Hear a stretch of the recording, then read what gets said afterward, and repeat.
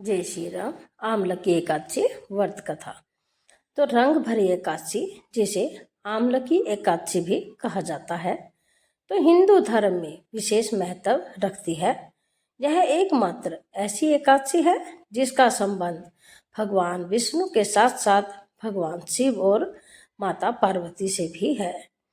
तो यहाँ रंग भरी एकादशी की संपूर्ण व्रत कथा दी गई है।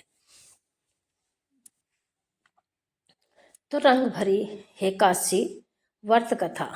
प्राचीन काल में वैदिश नामक एक नगर था, जहाँ ब्राह्मण, क्षत्रिय, वैश्य और शूद्र चारों वर्ण के लोग आनंद पूर्वक रहते थे।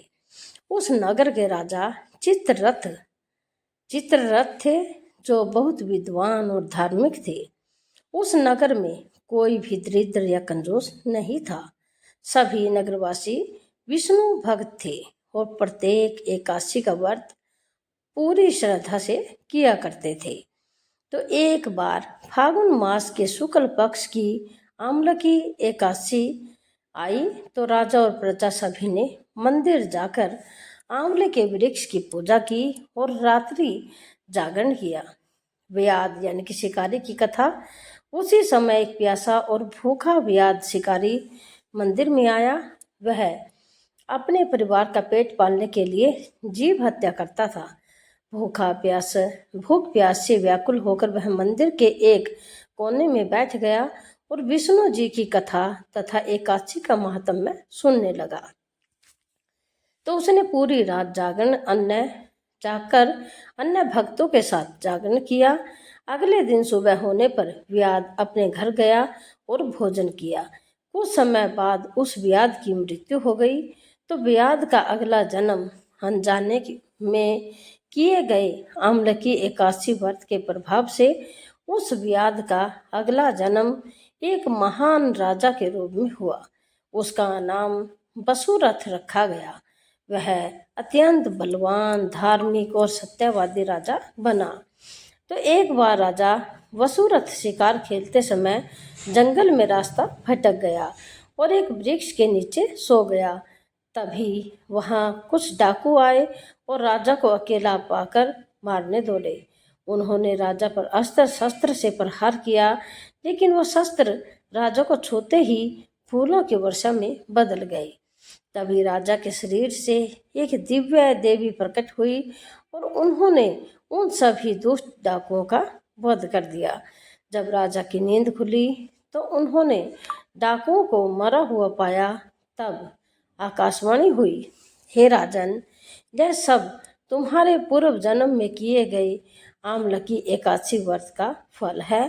उस व्रत के प्रभाव से भगवान विष्णु स्वयं तुम्हारी रक्षा कर रहे हैं।